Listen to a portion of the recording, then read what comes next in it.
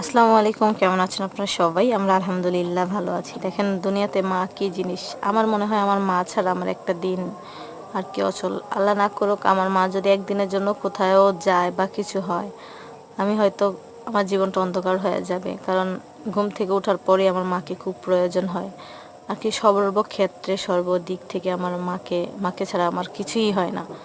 তো দেখেন আজকে কয়েকদিন যাবৎ গ্যান্ডারি আইনা রাখছে ঘরে, সবাই চলতে পারতেছে খাইতে পারতেছে, কিন্তু আমি গ্যান্ডারি ছিলতে পারি না, কারণ হচ্ছে আমার দাঁতের থেকে রক্ত বের হয়ে যায়, যার কারণে আমি গ্যান্ডারি খাইতে পারি না।